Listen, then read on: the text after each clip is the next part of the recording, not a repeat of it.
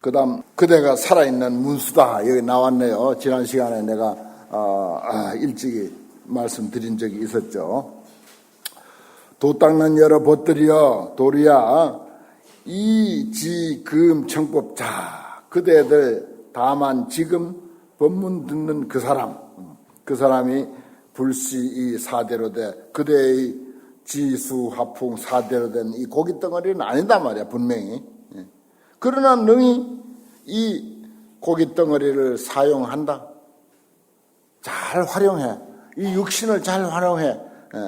그놈이 뭔지는 모르지만 그놈이 들어서 이 육신을 가자고 하면 가고 오자고 하면 오고 뭐 법문 들으러 왔지만 좀 피곤하니까 자자고 하면 또 잠도 자주고 참 하여튼 조종 잘해요. 이 육신을 잘 활용하나니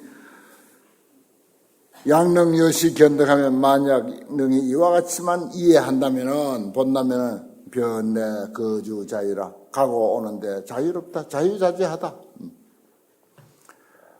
그럴 게 없다는 거죠. 그 도리 알면은 분명히 육신하고 연관이 있습니다. 근데 육신은 아니야 또 육신 아무리 갈기갈기 찢어봐야 그거 안 나와. 그 물건 안 나온다고요.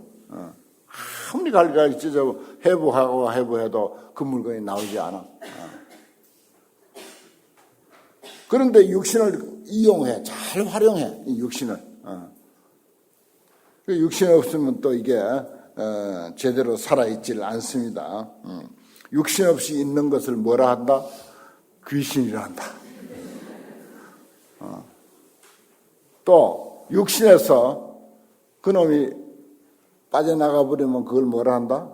속량이라 한다. 속량이라. 그 우리가 지금 살아있는 우리들 현실을 중심으로 해서 하는 이야기입니다.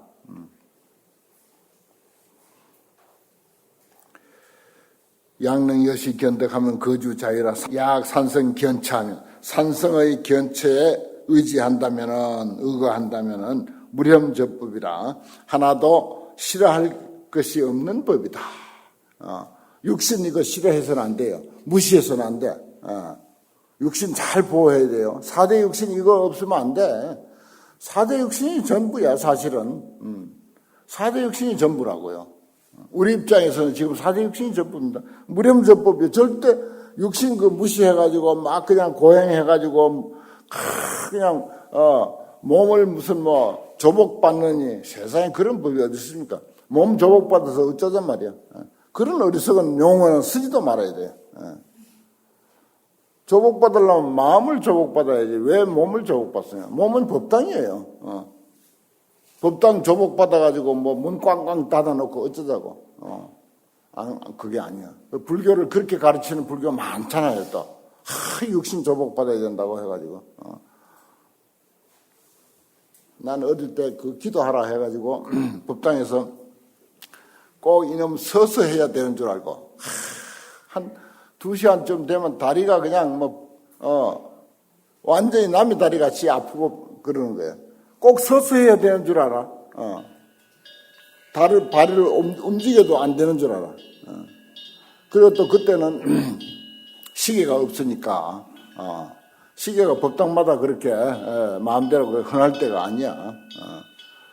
그래서 이제 향을 푸른 향 있죠. 옛날에 아주 고약한 냄새 나는 그 향을 가지고 이렇게 몇 개를 태우면은 1시간이다. 2개쯤 태우면 1시간, 4개쯤 태우면 2시간 그래. 그게 향이 기온 따라서 향 타는 속도가 달라. 건조한 가을날에는 잘 타. 근데 오늘같이 이렇게 축축한 날은 이게 죽어라고 안 타는 거야. 그래도 그게 다 타야만 내려오는 거야. 법당에서 기도 마쳤다고 내려오는 거야. 그러면서 딱 그 자리에 서가지고 발 하나도 움직여서는 안 되는 줄 알았어. 그게 또 육신 조복받는 일과 마찬가지인 거지. 또 노장님들은 막 기도하다가 발 조금이라도 움직인다든지 또 이 허리를 좀 이렇게 꿰부린다고 흔들고 하면 불호령이 떨어져요. 무슨 기도를 그렇게 몸을 흔들어가면서 하냐고. 참 허망한 일이야. 참으로 허망한 일이야. 아무것도 아닌 것을. 다리 아프면 앉아서 가부좌 떡 틀고 앉아서 목탁 쳐도 되고, 법당을 빙빙 돌면서 목탁 치면 더 근사하지. 예. 중국 가보니까 예불을 2시간 하는데, 내 법당 돌면서 하는 거야. 그러니까 피곤할 줄도 모르고 다리도 안 아프고, 참 좋더라고요. 그렇게 해도 아무 이상 없는 거죠. 오히려 기도 더 잘 되는데, 눕고 싶으면 아예 법당에 누워서 해도 돼. 사실이요. 그런데 누웠는지 섰는지 앉았는지 이건 모르거든요. 제대로 관세음보살 하고 열심히 기도 집중하면요, 내가 섰는지 누웠는지 앉았는지 모릅니다. 진정으로 그렇게 돼야 그게 그 기도지. 무슨 선 걸 가지고 따지고 무슨 앉은 걸 가서 따지고 누운 걸까지 따지는 게 아니거든요. 세상에 그렇게 유치원 수준의 차원도 있어요. 유치원 수준의 차원도. 그런 세월을 살아왔다는 거예요. 무렴저법이니라.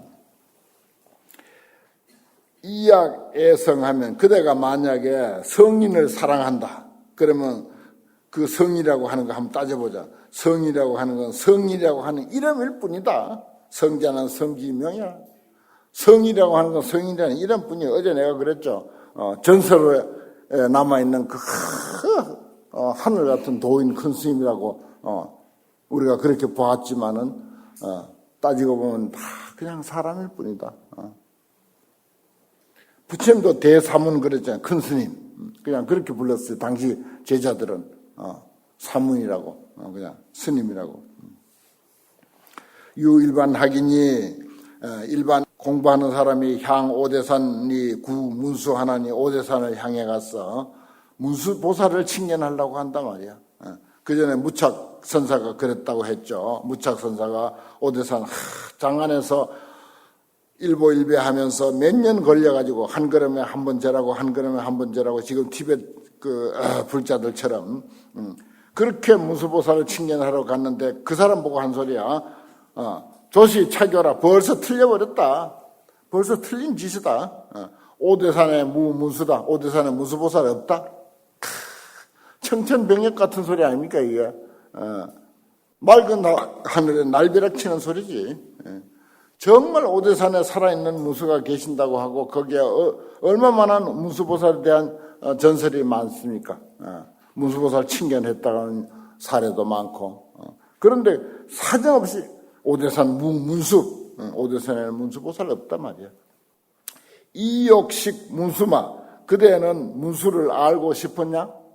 정말 문수를 알고 싶으냐? 지 목전용처가 시종불이하다. 다만 그래 눈앞에서 작용하고 있는 그것 용처 참 좋은 말입니다. 눈앞에서 목전용처 또 넣었잖아요. 줄 꺼야 되겠네. 목전용처 눈앞에서 작용하는 거. 줄 거라면 딱 줄 끊는 거 그놈. 말하는 소리 듣는 그놈. 웃음 나오면 웃는 그놈. 거칠 거 없어요. 바로 그걸 두고 하는 소리예요. 목전용처가 바로 문수보살과 시종 다르지 않다 이 말이야. 처음부터 끝까지 다르지 않다. 바로 그게 문수다 말이야. 그 문수 놔두고 어디 가서 딴 문수 찾아. 그보다 더 위대한 문수 어디 있다고. 설사 있다 해서 가서 본들 뭐 하겠어 그 다음에. 뭐 어쩌단 말이야 그래. 가서 봤다 하자. 보고 어쩌단 말이야 그래.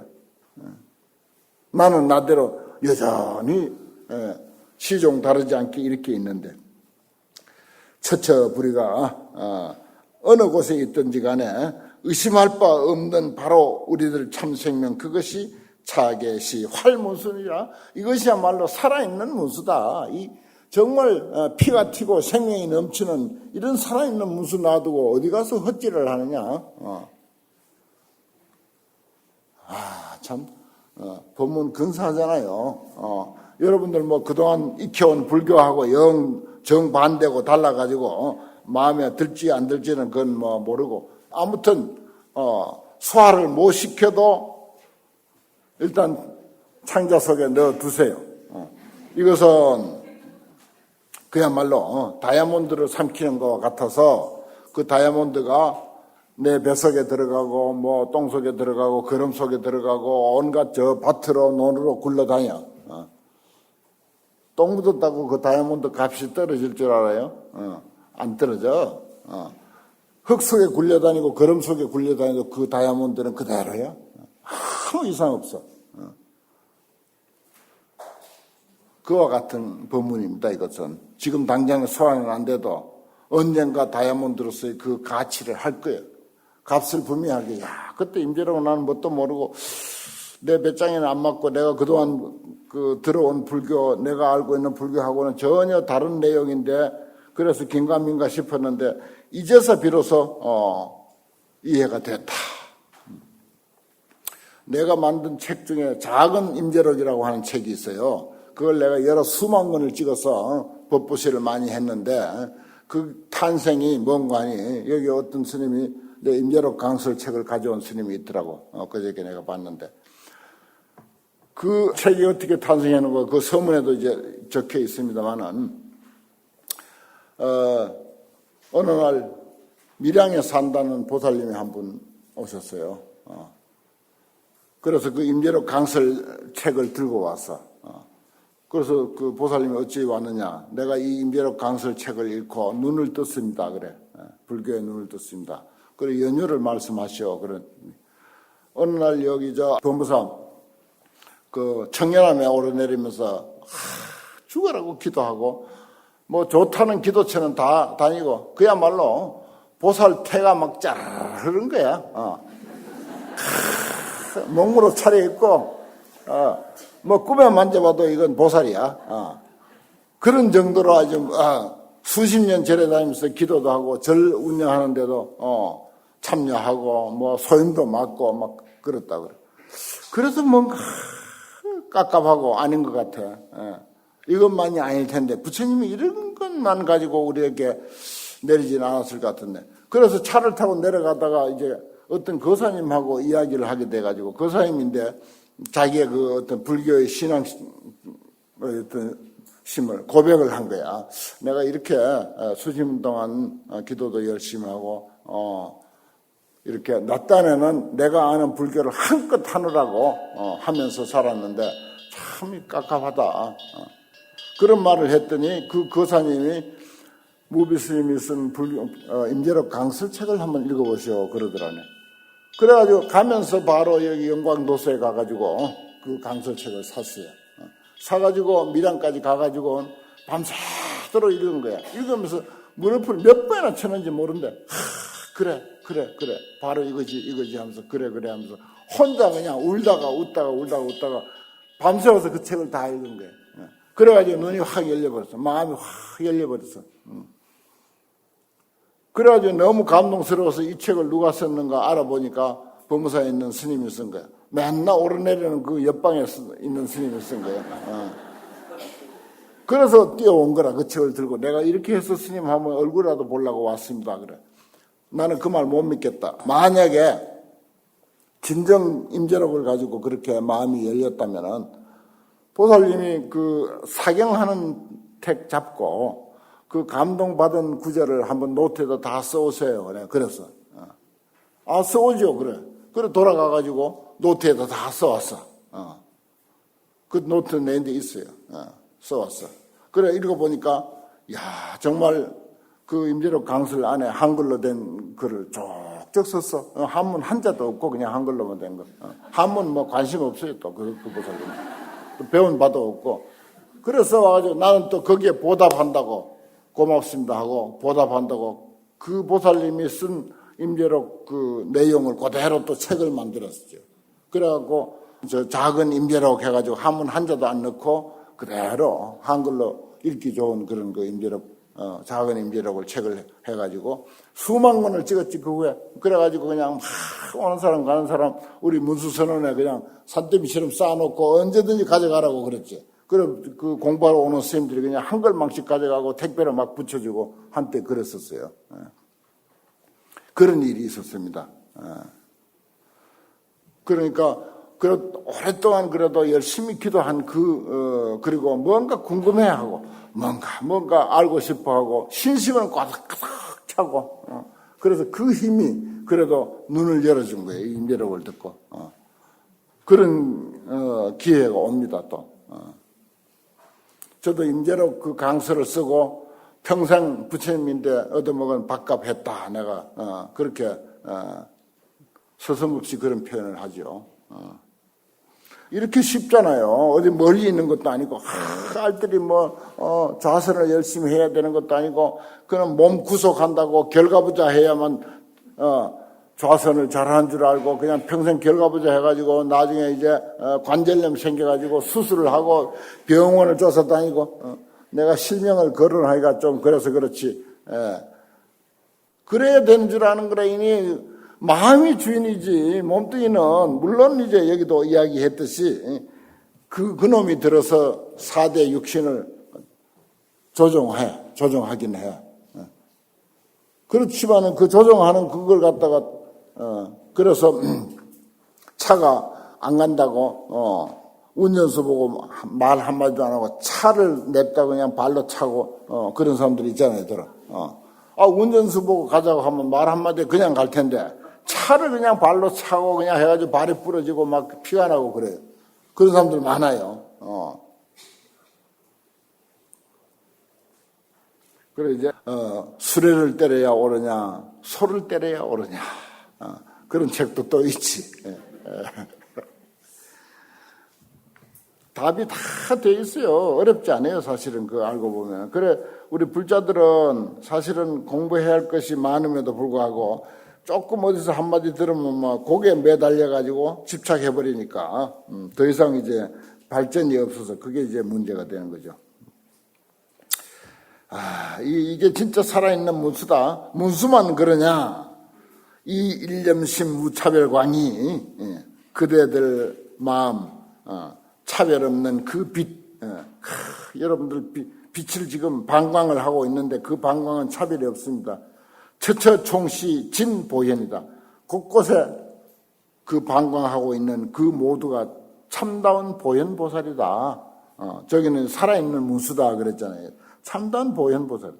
그리고 또 일념심 자능해박 스스로 어떤 속박으로부터 능히 해탈한 속박에서부터 벗어나서 처처해탈은 곳곳에서부터 벗어나 있는 우리 마음 아무리 몸뚱이 구속하고요 수갑을 채우고 그냥 목에 칼을 세우고 사정없이 구속해도 그 마음은 구속 못합니다.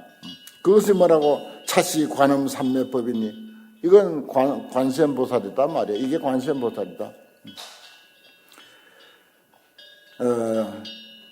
호의 주반이라 서로 주인도 되고 벗도 돼. 내 혼자서 관세음보살 됐다가 문수보살 됐다가 보현보살 됐다가 이렇게 서로 주인도 되고 벗도 돼서 출적 일시출하느니 나오면은 일시에 그게 다 나왔어. 일적삼이다.